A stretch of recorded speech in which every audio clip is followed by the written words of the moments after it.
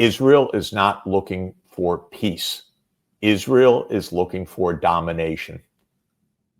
This government and much of Israeli society is absolutely content on mass murder and on ethnic cleansing. So recently, Jeffrey Sachs went on Judge Napolitano's podcast to talk about the fact that Israel is destroying itself from within.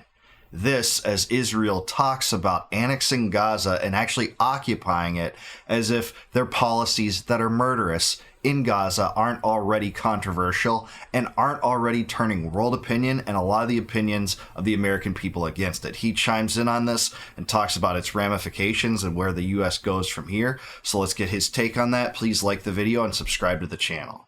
We used to know of senators who were personalities and would speak to the country, right, and actually advise the nation about the right way forward. We had debates in Washington, sometimes very heated debates, but sometimes very illuminating debates. We have nothing right now. We have executive orders where one person declares emergencies.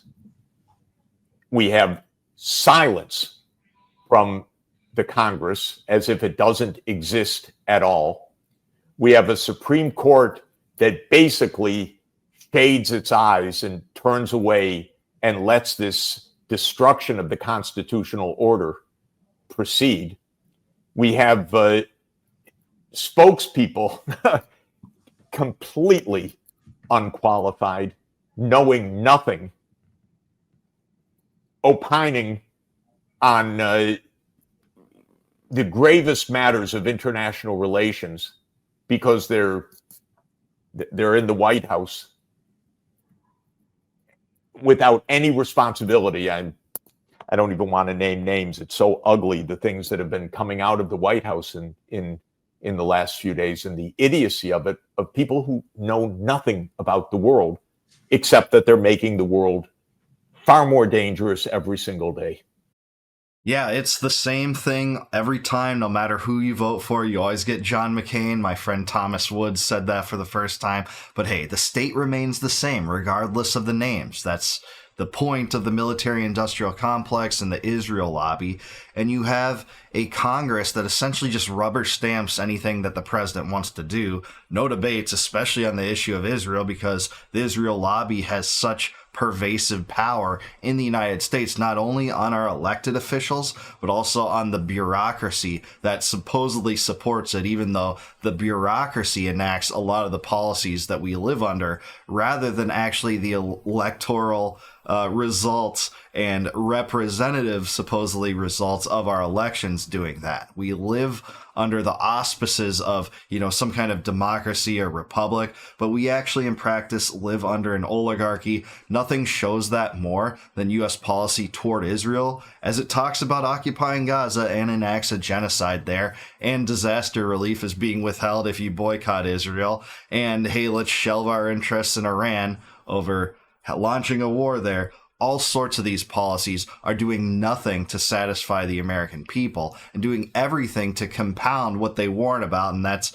anti-Semitism and things like that. Well, what do you think's going to enlarge an anti-Semitism and cause it to expand? The Israel first mentality. That's what. Not to raise your blood pressure, but I believe that shortly before we came on air, the Israeli government announced the firing of the Attorney General of Israel, who was the principal prosecutor of Netanyahu. Now, this will obviously go before the Israeli Supreme Court, and there'll be another Israeli constitutional crisis.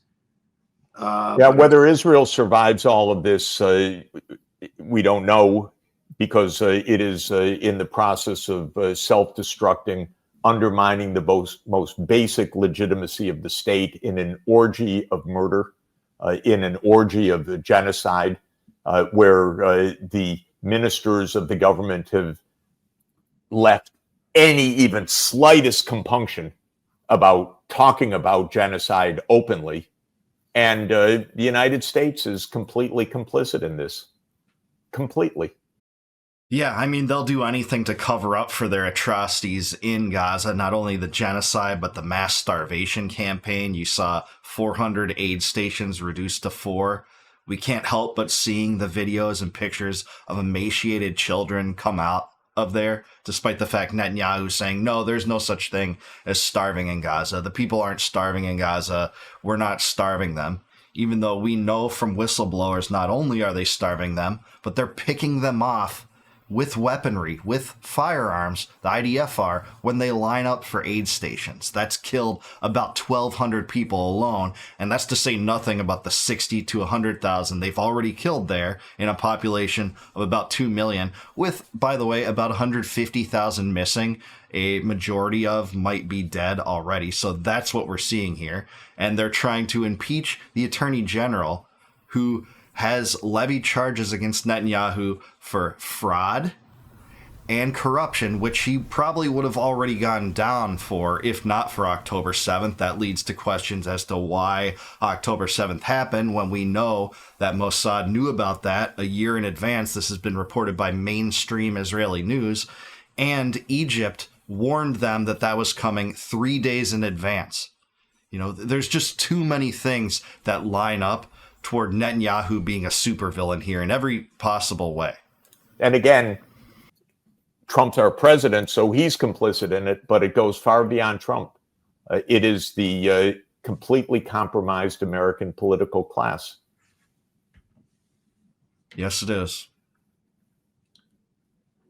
Mike Huckabee, my former colleague at Fox News, every time you turn around, there's somebody that used to work at Fox being given a significant position in the government, was allowed to visit Gaza. And of course, the person he spoke to was healthy, happy, well-dressed, and said all the right things to him. And he came on and repeated that. I don't know how any of this ends, Professor Sachs. Trump has only been in office for 8 months. I share every one of your criticisms against him, except that people are dying horrible, horrific deaths, and nothing seems to come of it. What will come of Great Britain, France, Canada, a few other countries, I think Spain, maybe Portugal, recognizing a Palestinian state? I don't think anything until the UN Security Council does it. Am I right? Well, we have right now 150 countries that have recognized the state of Palestine. They represent around 90% of the world population. I need to do an update of the arithmetic, but basically 90+% of the world population says there needs to be a state of Palestine alongside the state of Israel. There was a declaration by the Arab countries saying that Hamas would be disarmed, that there would be a normalization of relations on the basis of a state of Palestine alongside the state of Israel. Of course, Israel rejected that. This is what's important for everybody to understand. Israel is not looking for peace. Israel is looking for domination. This government and much of Israeli society is absolutely content on mass murder and on ethnic cleansing, so that Israel retains control over 100% of what was the so-called British Mandatory Palestine. Yeah, he's right about that. And if you are dissatisfied for what's happening in Israel, you might favor, a two-state solution, no matter how utopian that seems at this point, based on what all has happened in the last 22 months. But you can come at that from multiple perspectives. Sachs gets into it from an international perspective, how much international consensus is behind that idea. Or you can just get behind that idea on the basis that that might be the only way to quell tensions there from America First perspective, so that the U.S. doesn't dump endless aid into Israel. So yeah, I don't favor political solutions much at all, but I do think that kind of solution is preferable to genocide in Gaza. But I'm not willing to have my treasury support that and fund that and finance it, and the central bank to print more money, which is an invisible tax on Americans to finance it when we're $37 trillion in debt. I just want the U.S. to get out of there. That's the real America First policy. And if a Palestinian state rises up, fine, fair enough. I hope that would be the case, and it would be much preferable to the status quo. But I don't want the U.S. involved in the Middle East at all. I think the best solution is to withdraw our troops, withdraw our aid, our intelligence to Israel, such that this isn't our mess. I mean, Jefferson was right when he said the American mantra should be peace, commerce, and honest friendship with all nations, entangling alliances with none. And what we've done is completely destroyed that mentality, especially when it comes to the Middle East. In other words, the land that Britain, in its typical imperialistic way, promised to everybody, to the Arabs, to the Jews, to the French, to everybody. And the Zionists said, we'll take it all. And they don't want peace based on two states. They want everything.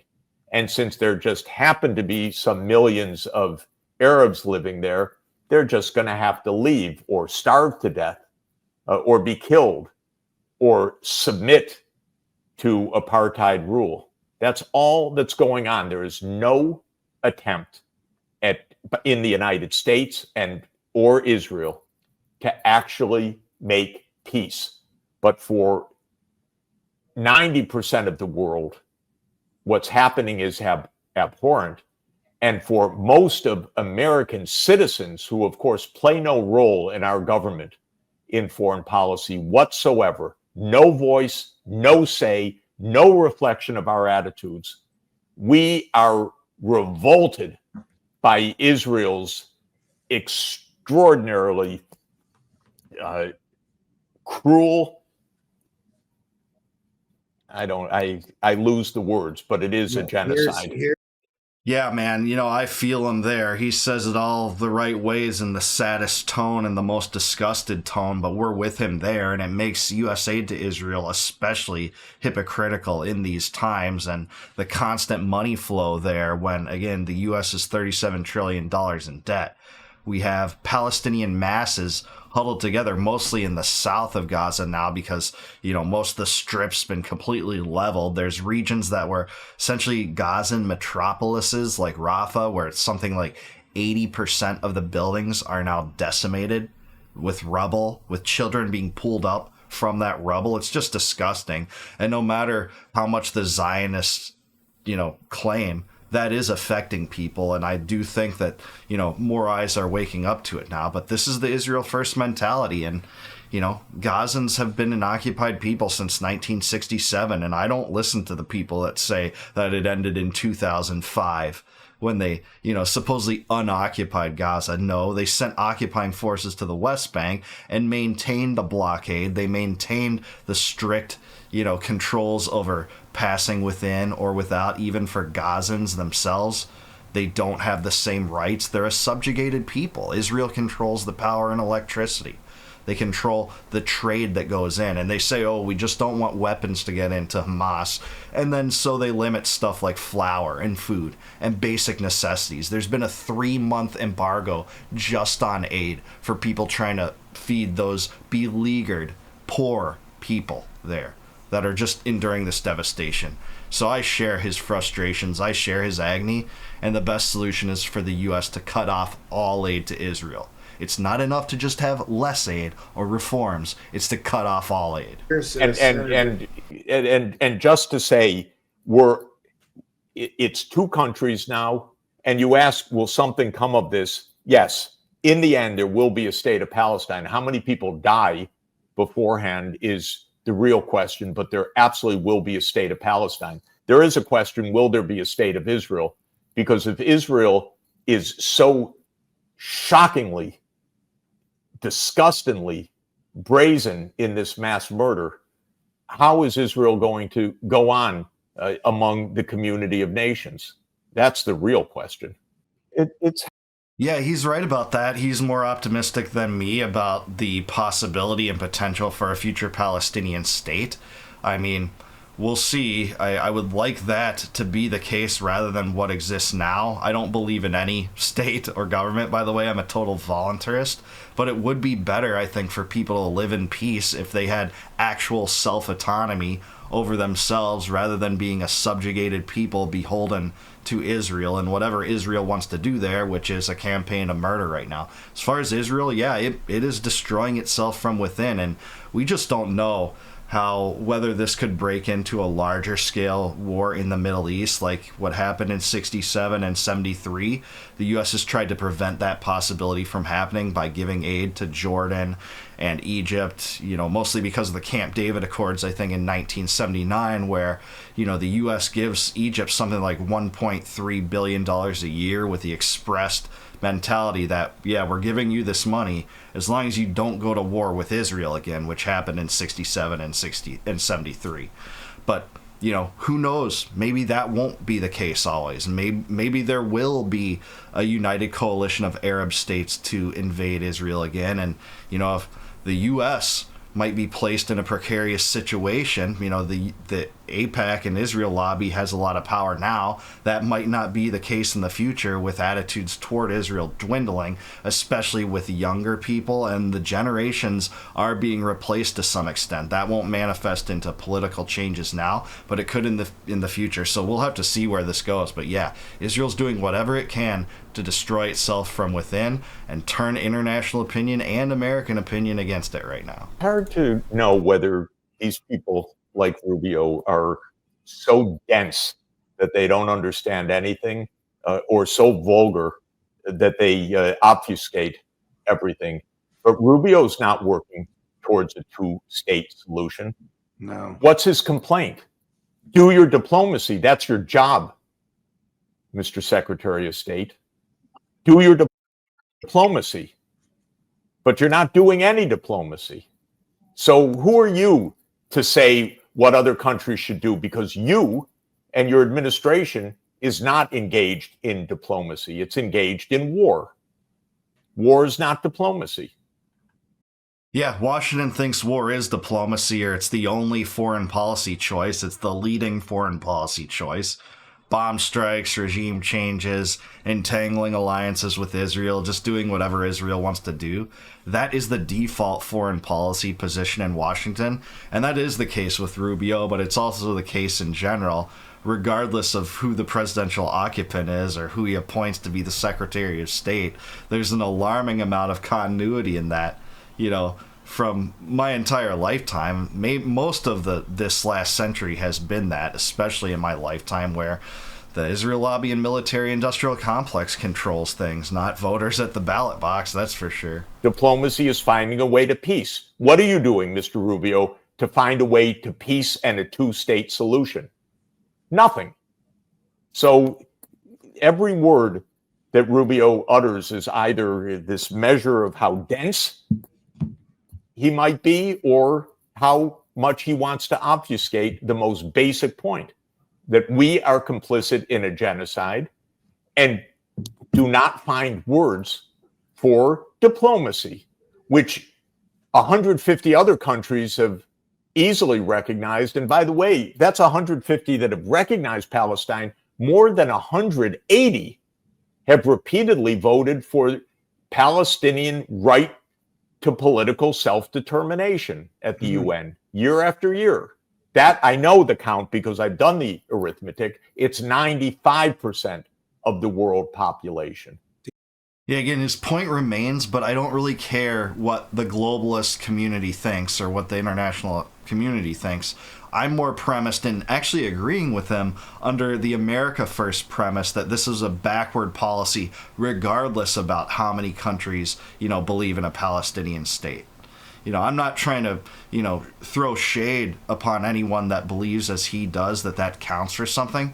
But if we want local self-government, local rule down to the individual level, which is my preference, is I think, Americans should have political autonomy down to the individual level, we should still find this a foolhardy policy. So again, you can come at this from multiple ways. I won't discount everyone that believes that, international consensus is relevant, but to me, in the way I approach this issue, it isn't. I don't really care what the international opinion is on, disease prevention and the World Health Organization. I don't want the World Bank in my financial system at all. I don't want the WEF dictating, safe food and, population control policies. I don't want that at all. So, this is just where we might depart, but still end up in the same endpoint, but from different perspectives. Do you think that the arguments that you've made are even articulated in the White House? No,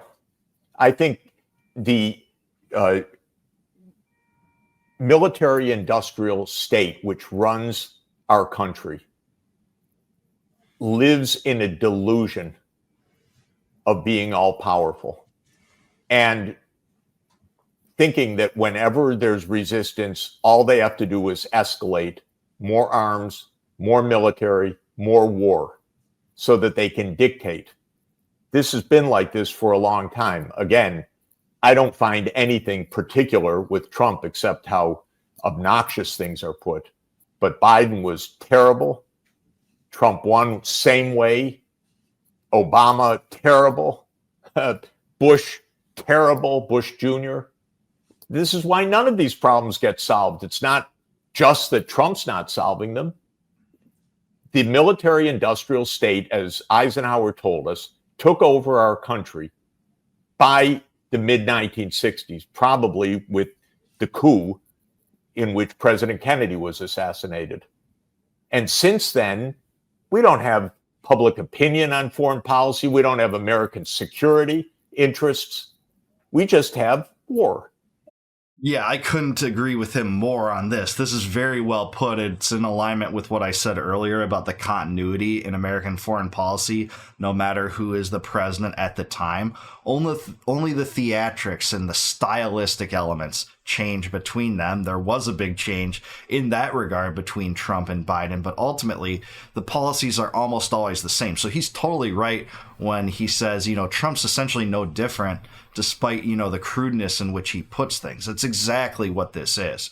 It's to create the illusion that these people are different, these people that you're electing now, despite the fact that they're going to implement and continue implementing the same policies. That's what we are seeing in Israel and the Middle East. And by the way, in Ukraine, as, Trump was tried to be framed for treason by his deep state for, being too pro-Russian as he was sanctioning Russia in his first term, as he was condemning them from giving Snowden asylum, as he was withdrawing from the INF treaty and giving Ukrainians weapons in the form of $400 million, only to continue to do that now, continue to act in a Ukraine-first methodology and manner as he continues to arm Ukraine. And the war is based on a delusion that we're the most powerful so that we can dictate terms to everyone else. So no, I don't think that these arguments are discussed or debated, because there is no discussion or debate in Washington.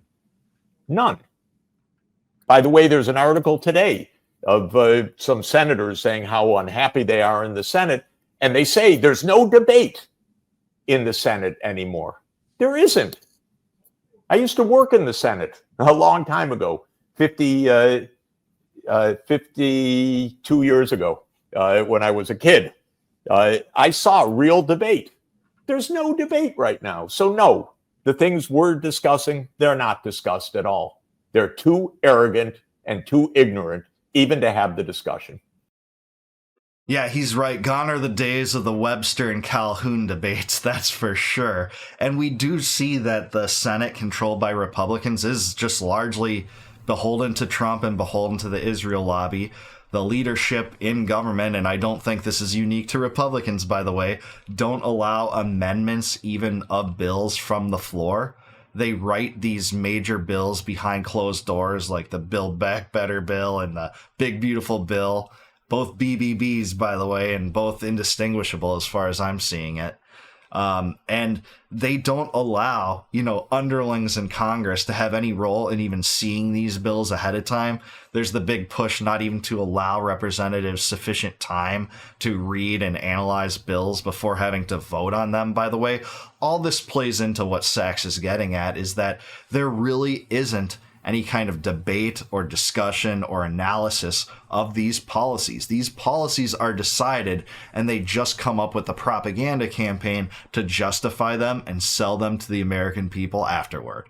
And that is as true with the Trump administration as it is with the Biden administration. Now, some of Trump's supporters don't like this, rightly so. I do think you are seeing more dissension in the ranks, so to speak, from Trump's base than you saw from Biden's base on some regards, and some things related to the Epstein story and arming Ukraine, and even in terms of launching the war against Iran, where people like, hey, Alex Jones and Tucker Carlson and Candace Owens weren't exactly totally on board with that, by the way, but the policies still remain. And they will remain so as long as our political system is controlled by powerful lobbies, by corporations that get handouts from the government, from our tax money. It flows from the middle class to the rich. As long as the regulatory apparatus shuts people down from being able to enter the market against the big guys, big pharma, big food, big tech, etc. And as long as the military-industrial complex has an incentive to lobby these politicians for forever wars, because Afghanistan and Iraq are mostly done. We're out of Afghanistan. That was a 20-year occupation, replacing the Taliban with the Taliban for hundreds of billions of dollars and with hundreds of thousands of lives lost. In Iraq, Islamic fundamentalists control it now. Long occupation there, 20 years. We still have something like 1,000 troops there, I think. Disastrous, but they needed a replacement. Ukraine was that replacement, and aid to Israel for the Gaza genocide's the other replacement. And that's where our money is flowing to, as we're $37 trillion in debt. But that's what we get for the Israel first mentality. So I'm with Sachs. I think Israel is destroying itself from within to some extent. The Zionists can't sell this any longer. The diehard Netanyahu loyalists are falling like flies. Some of them still try to double down. They're just laughed at, scoffed at, just completely downtrodden over having to try to sell this. I would not want to be a Netanyahu loyalist right now, trying to convince people that this is the right policy in Gaza, by the way, and that it's good to try to depose the attorney general, who is pressing legitimate corruption and fraud charges against you. I wouldn't want to be anywhere near that. And they can't justify it anymore. But I do want to hear what you guys have to say. Let me know in the comments below. Do you agree with Jeffrey Sachs? Is Israel destroying itself from within? Or is Israel facing more and tougher questions than they ever have before? Let me know in the comments below. Please like the video, subscribe to the channel. Also subscribe to Napolitano too. Excellent interview. Love Jeffrey Sachs too. Don't always agree from the international perspective that he has, but often agree in terms of the overall, policy and point he's trying to drive home. Also, please consider becoming a YouTube member. If you click the join button below and help support the channel, I'll really appreciate that. Tip my hat to you. And in return for that gesture, I'll give you access to all my videos before they go live on YouTube. And until I see you guys next time, no more war, no more debt, no more inflation, and no more empire. Peace out, guys. Catch you in the next one.